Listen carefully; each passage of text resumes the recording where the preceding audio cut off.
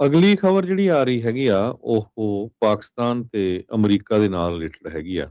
President Trump ਹੁਣਾਂ ਦੇ administration ਨੇ 686 ਮਿਲੀਅਨ ਡਾਲਰ ਦੀ ਜਿਹੜੀ F-16 ਅਪਗ੍ਰੇਡ ਹੋਣਾ ਆ ਪਾਕਿਸਤਾਨ ਦੇ ਜਹਾਜ਼ ਉਹ ਡੀਲ ਕੀਤੀ ਹੈਗੀ ਆ। ਸੋ ਇਹ ਡੀਲ ਕੀ ਕਹਿੰਦੇ ਭਈ ਇੱਕ ਤਰ੍ਹਾਂ ਨਾਲ ਇੰਡੀਆ ਨੂੰ ਮੈਸੇਜ ਹੈਗਾ ਭਈ ਪਾਕਿਸਤਾਨ ਦੇ ਨਾਲ ਅਸੀਂ ਪੂਰੀ ਤਰ੍ਹਾਂ ਹਥਿਆਰਾਂ ਦੇ ਸੰਬੰਧ ਦੇ ਵਿੱਚ ਉਹਨਾਂ ਦਾ ਸਾਥ ਦੇਣ ਜਾ ਰਹੇ ਹੈਗੇ ਆ।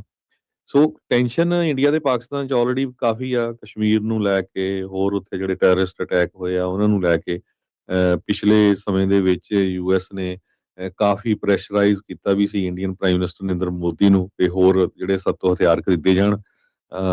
ਪਰ US Pakistan F-16 upgrade deal ਜਿਹੜੀ ਆ ਇਹ ਸਿਗਨੀਫੀਕੈਂਟ ਬਹੁਤ ਆ, ਕਹਿੰਦੇ ਵੀ ਕਾਫੀ ਜ਼ਿਆਦਾ ਇਹ ਇੰਪੋਰਟੈਂਟ ਹੈਗੀ ਆ। 2022 ਦੇ ਵਿੱਚ ਮੇਨਟੇਨੈਂਸ ਡੀਲ ਹੋਈ ਸੀ ਤਾਂ ਪਾਕਿਸਤਾਨ ਦੀ ਫਲੀਟ F-16 ਦੀ, ਤੇ F-16 ਰਮੇਨ ਕਹਿੰਦੇ ਵੀ ਕੀ ਪਾਰਟ ਜਿਹੜਾ ਹੈਗਾ ਆ ਇਹ ਬ੍ਰੌਡਰ ਯੂਐਸ ਪਾਕਿਸਤਾਨ ਬਾਈਲੇਟਰਲ ਰਿਲੇਸ਼ਨਸ਼ਿਪ ਦਾ।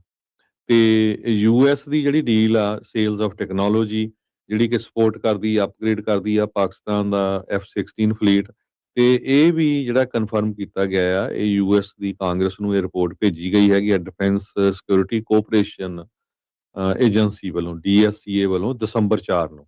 ਸੋ ਪਾਕਿਸਤਾਨ ਦੇ ਕੋਲ ਕਹਿੰਦੇ ਵੀ 70 ਤੋਂ ਲੈ ਕੇ 80 ਤੱਕ ਵਰਕਿੰਗ F-16 ਜਹਾਜ਼ ਹੈਗੇ ਆ। ਕੁਛ ਉਹਨਾਂ ਦੇ ਕੋਲ ਪੁਰਾਣੇ ਹੈਗੇ ਆ ਤੇ ਹੁਣ ਕੁਛ ਜਿਹੜੇ ਆ ਉਹ 52 ਪਲੱਸ ਮਾਡਲ ਜਿਹੜੇ ਆ ਨਵੇਂ ਵੀ ਉਹਨਾਂ ਨੇ ਖਰੀਦੇ ਹੈਗੇ ਆ। 649 ਮਿਲੀਅਨ ਵਰਥ ਆਫ ਸਪੋਰਟ ਜਿਹੜੀ ਅਪਗ੍ਰੇਡ ਕਰਨ ਦੇ ਲਈ ਆ F-16 ਨੂੰ।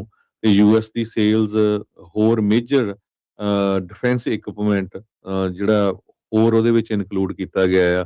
ਇਸ ਤੋਂ ਬਿਨਾ ਸਿਗਨੀਫੀਕੈਂਟ ਮਿਲਟਰੀ ਇਕਵਿਪਮੈਂਟ ਹੋਰ ਵੀ ਐਡ ਕੀਤਾ ਗਿਆ ਹੈਗਾ 37 ਮਿਲੀਅਨ ਡਾਲਰ ਦਾ, ਜਿਹਦੇ ਵਿੱਚ 92 ਲਿੰਕ 16 ਸਿਸਟਮਸ ਹੈਗੇ ਆ। ਸੋ ਇਹ ਇੱਕ ਤਰ੍ਹਾਂ ਦੇ ਨਾਲ ਇੰਡੀਆ ਨੂੰ ਮੈਸੇਜ ਆ ਜਾਂ ਵੀ ਟੋਟਲੀ ਜਿਹੜਾ ਪਾਕਿਸਤਾਨ ਦੇ ਨਾਲ ਅਮਰੀਕਾ ਦਾ ਬਿਜ਼ਨਸ ਹੈਗਾ ਜੀ। ਅਗਲੀ ਖਬਰ ਜਿਹੜੀ ਆ ਰਹੀ ਹੈਗੀ ਆ ਉਹ ਪਾਕਿਸਤਾਨ ਤੇ ਅਮਰੀਕਾ ਦੇ ਨਾਲ ਰਿਲੇਟਡ ਹੈਗੀ ਆ।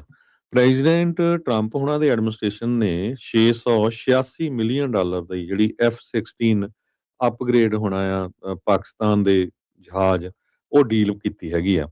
ਸੋ ਇਹ ਡੀਲ ਕੀ ਕਹਿੰਦੇ ਭਈ ਇੱਕ ਤਰ੍ਹਾਂ ਨਾਲ ਇੰਡੀਆ ਨੂੰ ਮੈਸੇਜ ਹੈਗਾ ਭਈ ਪਾਕਿਸਤਾਨ ਦੇ ਨਾਲ ਅਸੀਂ ਪੂਰੀ ਤਰ੍ਹਾਂ ਹਥਿਆਰਾਂ ਦੇ ਸੰਬੰਧ ਦੇ ਵਿੱਚ ਉਹਨਾਂ ਦਾ ਸਾਥ ਦੇਣ ਜਾ ਰਹੇ ਹੈਗੇ ਆ।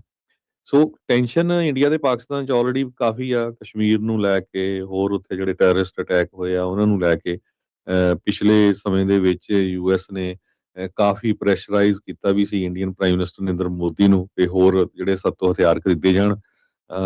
ਪਰ US Pakistan F-16 upgrade deal ਜਿਹੜੀ ਆ ਇਹ ਸਿਗਨੀਫੀਕੈਂਟ ਬਹੁਤ ਆ, ਕਹਿੰਦੇ ਵੀ ਕਾਫੀ ਜ਼ਿਆਦਾ ਇਹ ਇੰਪੋਰਟੈਂਟ ਹੈਗੀ ਆ। 2022 ਦੇ ਵਿੱਚ ਮੇਨਟੇਨੈਂਸ ਡੀਲ ਹੋਈ ਸੀ ਤਾਂ ਪਾਕਿਸਤਾਨ ਦੀ ਫਲੀਟ F-16 ਦੀ, ਤੇ F-16 ਰਮੇਨ ਕਹਿੰਦੇ ਵੀ ਕੀ ਪਾਰਟ ਜਿਹੜਾ ਹੈਗਾ ਆ ਇਹ ਬ੍ਰੌਡਰ ਯੂਐਸ ਪਾਕਿਸਤਾਨ ਬਾਈਲੇਟਰਲ ਰਿਲੇਸ਼ਨਸ਼ਿਪ ਦਾ। ਤੇ ਯੂਐਸ ਦੀ ਜਿਹੜੀ ਡੀਲ ਆ ਸੇਲਸ ਆਫ ਟੈਕਨੋਲੋਜੀ ਜਿਹੜੀ ਕਿ ਸਪੋਰਟ ਕਰਦੀ ਅਪਗ੍ਰੇਡ ਕਰਦੀ ਆ ਪਾਕਿਸਤਾਨ ਦਾ F-16 ਫਲੀਟ। ਤੇ ਇਹ ਵੀ ਜਿਹੜਾ ਕਨਫਰਮ ਕੀਤਾ ਗਿਆ ਆ, ਇਹ ਯੂਐਸ ਦੀ ਕਾਂਗਰਸ ਨੂੰ ਇਹ ਰਿਪੋਰਟ ਭੇਜੀ ਗਈ ਹੈਗੀ ਆ ਡਿਫੈਂਸ ਸਿਕਿਉਰਿਟੀ ਕੋਆਪਰੇਸ਼ਨ ਏਜੰਸੀ ਵੱਲੋਂ DSCA ਵੱਲੋਂ ਦਸੰਬਰ 4 ਨੂੰ। ਸੋ ਪਾਕਿਸਤਾਨ ਦੇ ਕੋਲ ਕਹਿੰਦੇ ਵੀ 70 ਤੋਂ ਲੈ ਕੇ 80 ਤੱਕ ਵਰਕਿੰਗ F-16 ਜਹਾਜ਼ ਹੈਗੇ ਆ। ਕੁਛ ਉਹਨਾਂ ਦੇ ਕੋਲ ਪੁਰਾਣੇ ਹੈਗੇ ਆ ਤੇ ਹੁਣ ਕੁਛ ਜਿਹੜੇ ਆ ਉਹ 52 ਪਲੱਸ ਮਾਡਲ ਜਿਹੜੇ ਆ ਨਵੇਂ ਵੀ ਉਹਨਾਂ ਨੇ ਖਰੀਦੇ ਹੈਗੇ ਆ। 649 ਮਿਲੀਅਨ ਵਰਥ ਆਫ ਸਪੋਰਟ ਜਿਹੜੀ ਅਪਗ੍ਰੇਡ ਕਰਨ ਦੇ ਲਈ ਆ F-16 ਨੂੰ।